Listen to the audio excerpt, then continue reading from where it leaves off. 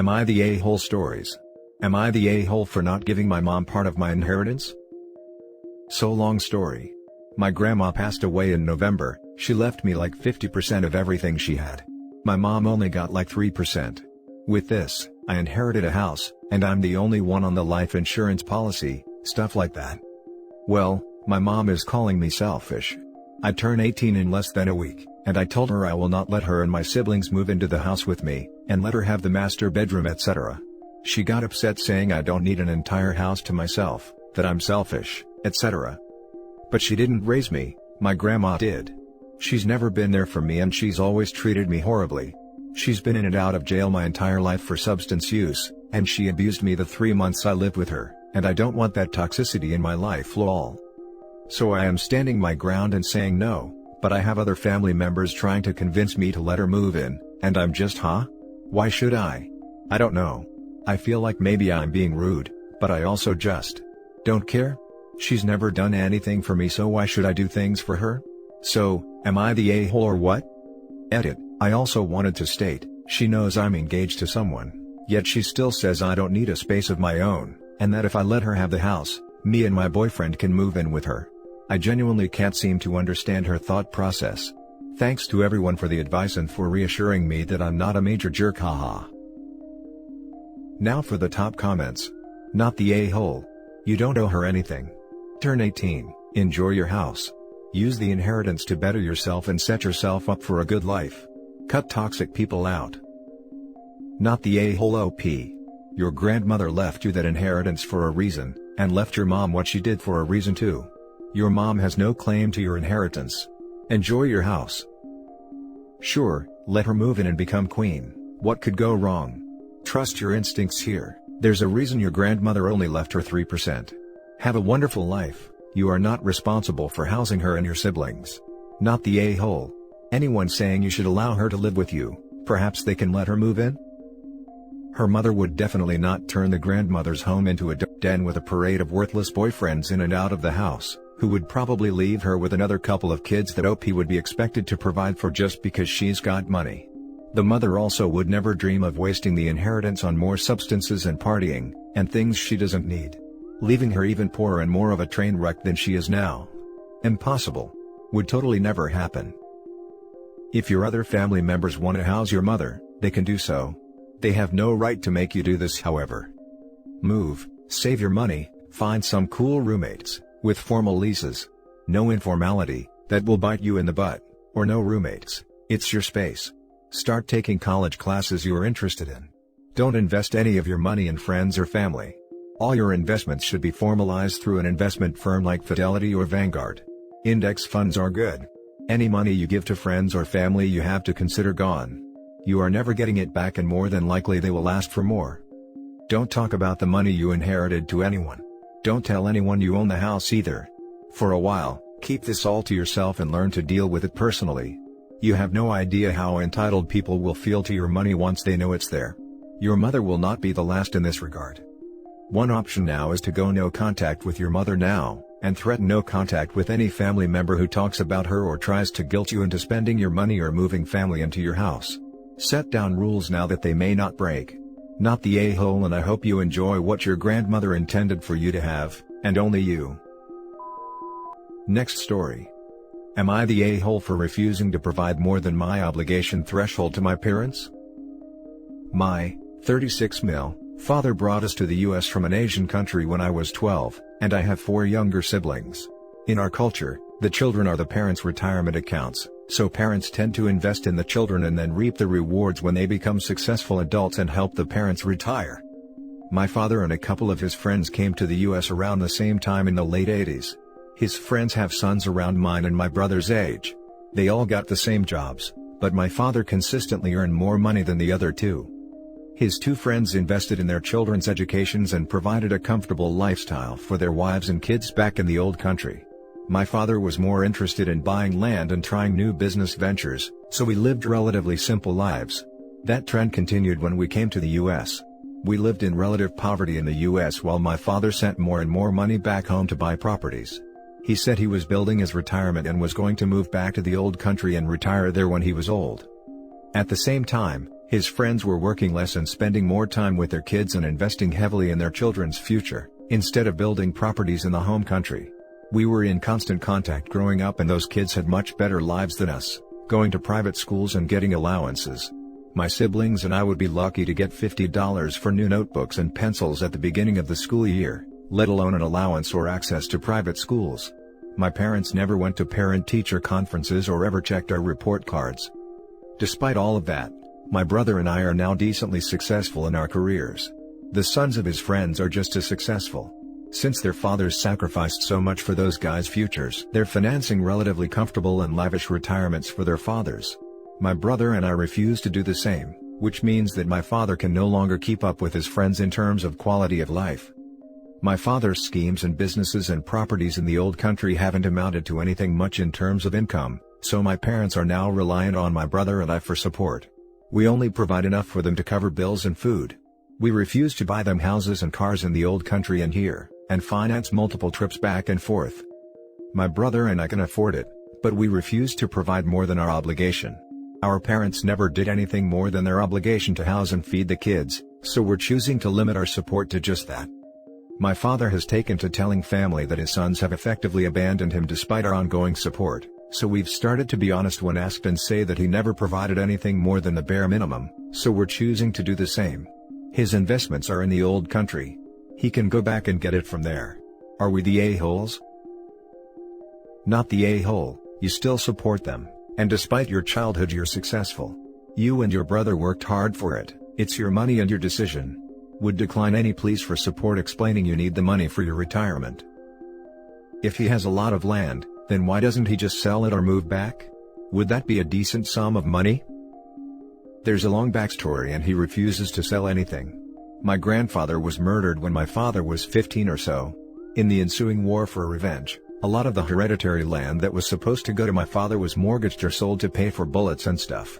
My father and his brothers bought back every inch once they started working. But they were done recovering the family land before I was even born.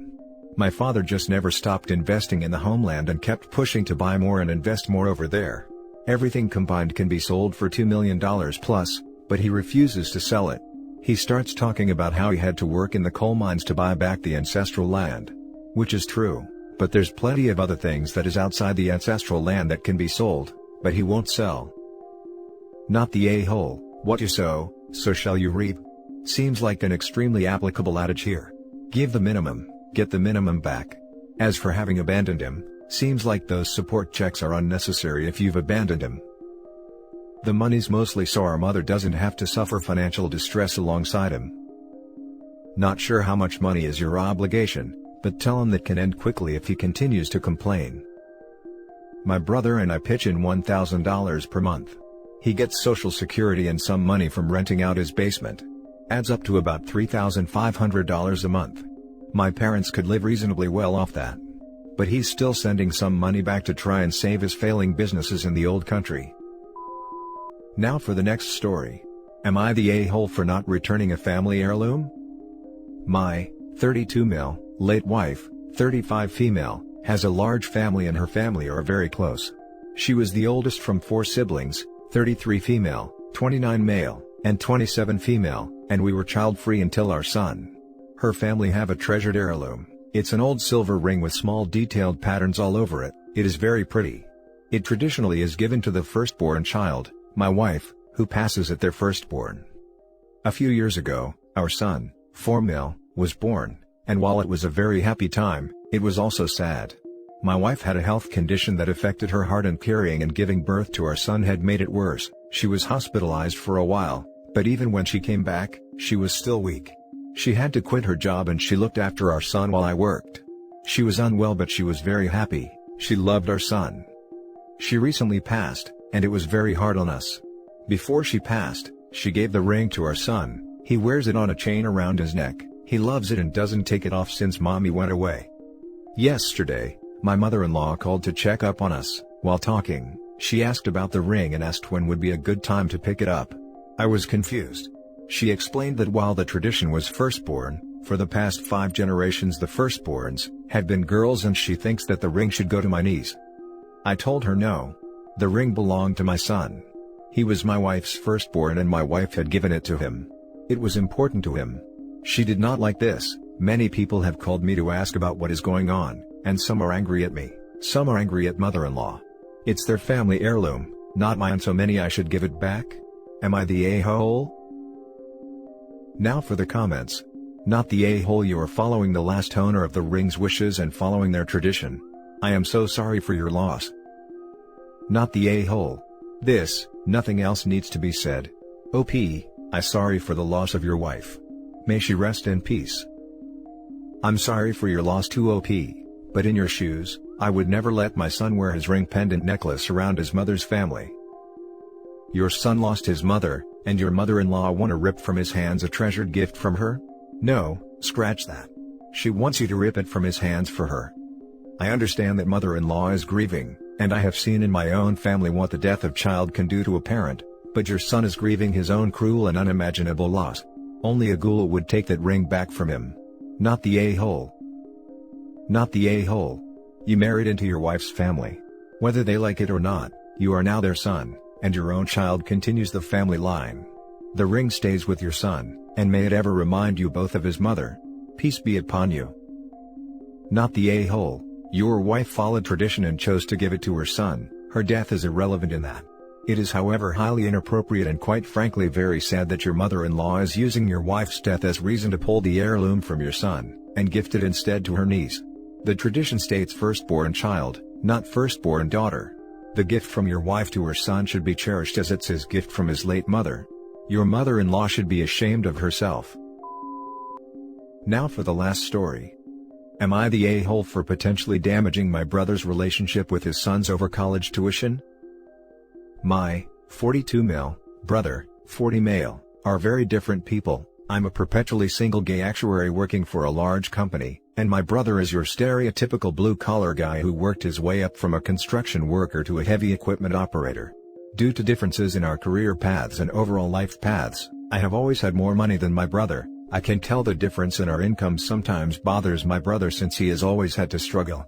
He does make a nice living and his wife is a nurse, but we live in a high cost of living area, so a lot of their income goes to paying for housing and expenses, while I paid off my house and invest/save a significant portion of my income from my job. He has never once said anything to me directly, but he will make little comments like if I get a new car, I should be glad I can afford it because I don't have kids, etc. I don't mean to give the impression that my brother is a bad guy or anything, because for the most part, he is a total sweetheart and took my coming out, in the 90s no less, much better than anyone else in the family, and always stays involved in my life. I only give that information to provide a background of why this situation may have come to a head. My nephews are 14 and 16 and are getting to the age where they need to start planning college, and my brother has told them that he really can't give them much help with college except for the savings plan, $529, that he has for both of them, which have roughly $10,000 each. While the boys were over at my house last weekend hanging out, they were complaining to me about how they were going to afford college, and I was asking them where they want to go to school. Since they both are planning to go to school in state, I was thinking that the tuition for both of them wouldn't really be that bad, and I told them not to worry about it, I'd pay for it. Well, naturally they were ecstatic about it, but when they told my brother, he got upset with me and said I shouldn't flash my money around and make his kids feel like they can't rely on him, and instead need to run to their uncle for money. I apologized for offering that without telling him, but I told him I was not going to take the offer back because I love my nephews and want them to start their life out debt-free. So either he lets me pay for it directly, or I'll wait until they graduate and pay off their debt then. Regardless, they will be starting their adult life debt-free.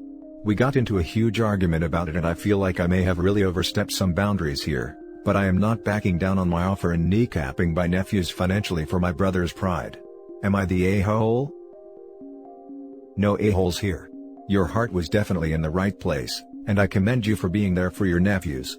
It's clear your generosity struck a nerve for your brother and that may have set him off. Give it a few days and then try speaking to your brother. Disagree.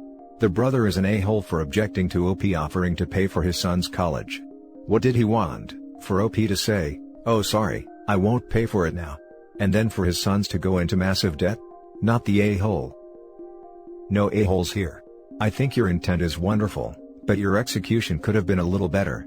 You could have gone to your brother and said, "Hey, I love my nephews and want to contribute to their education fund, so it wasn't a direct eye in the kid's head to dad not having money and then boom, rich uncle swoops in and saves the day. That said, your brother shouldn't let his pride get the best of him. It's a generous and kind offer and he should know you well enough to know that you weren't trying to show off or show him up. Yeah, I clearly let my mouth get ahead of my brain. At this point though, it's not like I can take back the offer. I feel I'd be a bigger a-hole rescinding the offer. This is just simply a no-win situation now. No a-holes here. I agree you should have chatted with your brother first and I can see the hit to his pride. But I was the kid in this situation being poor with a rich auntie, except my parents were so proud they put a stop to it, and my auntie didn't want to upset my parents. You know what that achieved? My parents still felt like charity cases. My auntie felt bad because she didn't get to help and I missed out on a laundry list of amazing things because of it. Vacations, money for a car, money for college, various things that would have made my life easier, computers, bikes, etc. I am still upset with my parents for this. 20 years later. Their pride was worth more than a better life for their child. That is messed up. I didn't care that they didn't have the money for things, I understood. What I could not understand is why they would prevent me from having these opportunities. Definitely discuss and see if you can figure out a way to do it with your brother's blessing. Maybe frame it in a way saying you don't have any kids to take care of, so it's actually an important thing for you to do for yourself. But if compromise doesn't come, freaking do it anyway. Help those kids. Why not? What is money good for if not that? Good luck, you sound like a great uncle and brother. This comment really strikes a chord with me. I've felt like that their whole lives. I've wanted to do a ton of stuff for them, but I've always had to tiptoe around my brother's feelings about my money. I wanted to take my nephews on a trip to Disney when my older nephew was turning 10, but they told me it was too extravagant of a gift. I wanted to give my younger nephew a PS5 when they came out, but once again I was told no. My 16-year-old nephew doesn't have his own car and I have a 8-year-old Prius sitting in my driveway that I offered to let him drive. Keep in mind, just drive, not have permanently. Parents said no. They have all the power in this situation because at the snap of their fingers they can tell me I can't see my nephews anymore, and unfortunately, they'd rather their sons not be spoiled by me than give them access to things they wouldn't otherwise have. It's such a bummer of a situation. But I guess once the boys turn 18 their parents won't have much of a say anymore and I will just pay their debt off regardless of how my brother feels about it. And that's it for this video guys. If you have thoughts to share, leave a comment below. Don't forget to hit like and subscribe if you like this content. I'll catch you in the next one. Good day everyone.